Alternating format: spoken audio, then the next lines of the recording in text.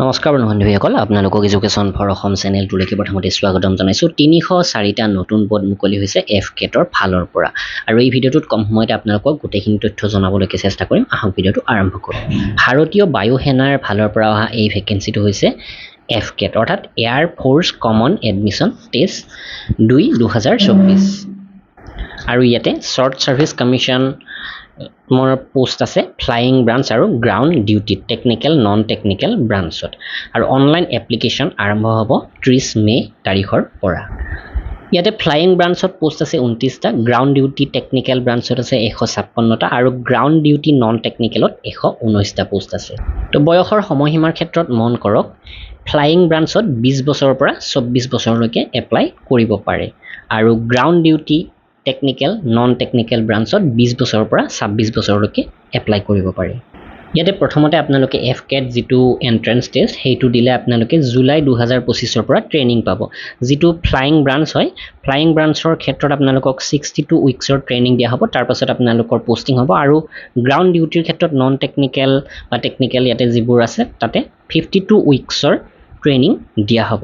আৰু ফ্লাইং অফিচাৰৰ ক্ষেত্ৰত আপোনালোকে দৰমহা চাওক 56,100ৰ পৰা 1,77,500লৈকে, MSP 15,500, এনেকৈ যথেষ্ট ধুনীয়া দৰমহা পাব। কিন্তু ইয়াতে যিটো চিলেকশ্যন প্ৰক্ৰিয়া এইটো অকণমান দীঘলীয়া হৈ যায়।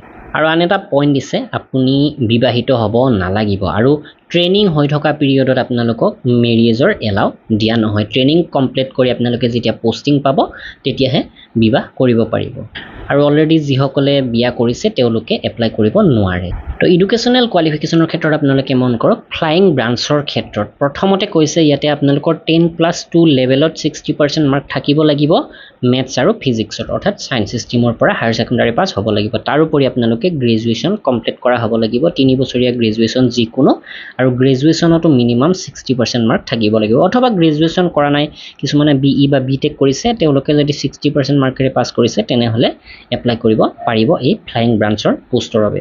গ্ৰাউণ্ড ডিউটি টেকনিকেল ব্ৰাঞ্চৰ ক্ষেত্ৰত এৰ'নটিকেল ইঞ্জিনিয়াৰৰ পোষ্ট আছে, আৰু ইয়াতে ইঞ্জিনিয়াৰিং ডিগ্ৰী লাগে। ইয়াতে ডিটেইল আলোচনা কৰা আছে, আপোনালোকে ডেছক্ৰিপশ্যনৰ লিংকৰ পৰা অফিচিয়েল এডভাৰটাইজমেণ্টটো চাই ল'ব আহি। আৰু গ্ৰাউণ্ড ডিউটি নন টেকনিকেল ব্ৰাঞ্চৰ ক্ষেত্ৰত ৱেপন ছিষ্টেমৰ যিটো ব্ৰাঞ্চ আছে তাতে হায়াৰ ছেকেণ্ডাৰী ছায়েন্স ষ্ট্ৰীমৰ পৰা পাছ কৰা হ'ব লাগে, 50% থাকিব লাগিব।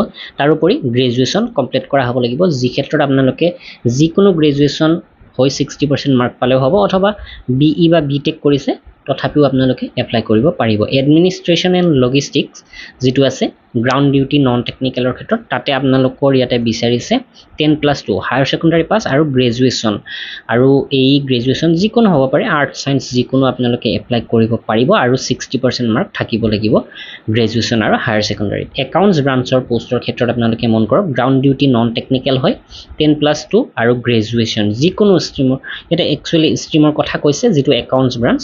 হায়াৰ ছেকেণ্ডাৰীত 60%, তাৰোপৰি গ্ৰেজুৱেশ্যনতো 60% থাকিব লাগিব। BCom অথবা বেচেলৰ অফ বিজনেছ এডমিনিষ্ট্ৰেশ্যন, তেনেকৈ এফালেকেইটা ইয়াতে অপশ্যন দিছে। এইখিনি কোৱালিফিকেশ্যন যদি আছে তেনেহ'লে আপোনালোকে একাউণ্টছ ব্ৰাঞ্চৰ বাবে ইলিজিবল হয়।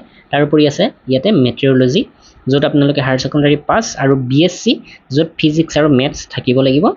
BScৰ ক্ষেত্ৰত বা হায়াৰ ছেকেণ্ডাৰীৰ ক্ষেত্ৰত আপোনালোকে গম পাইছে ছায়েন্স ষ্ট্ৰীমৰ পৰা হ'লে মেট্ৰিঅ'লজি বিভাগটোত এপ্লাই কৰিব পাৰিব, আৰু মিনিমাম 60% মাৰ্ক থাকিব লাগিব।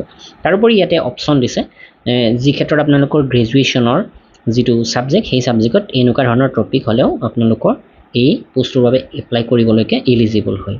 তো এই ডিটেইল আলোচনা আমাৰ ৱেবছাইটত পাব আপোনালোকে। তো এইখিনি আছিলে ইম্পৰ্টেণ্ট তথ্য আপোনালোকক জনাবলগীয়া। তো এই ধৰণৰ এক্সাম কেন্দ্ৰীয় চৰকাৰ হওক বা অসম চৰকাৰ হওক, তাৰ বাবে যদি আপোনালোকে অসমীয়া ইংৰাজী মাধ্যমৰ PDF বিচাৰে, assamgkpdf.com ভিজিট কৰিব। অসম জিকে 7,500 প্ৰশ্ন উত্তৰ সম্পূৰ্ণ অসমীয়া মাধ্যমত মাত্ৰ 149 টকাত কিনিব পাৰিব, আৰু ইংৰাজী মাধ্যমৰ PDF 45,000 প্ৰশ্ন উত্তৰ আছে। অসমৰ বা কেন্দ্ৰীয় চৰকাৰৰ বিভিন্ন এক্সামৰ প্ৰিভিয়াছ পেপাৰো পাব মাত্ৰ 450 টকাত। ডেছক্ৰিপশ্যন সকলো লিংক দি দিছোঁ, আপোনালোকে চাই ল'ব। ধন্যবাদ।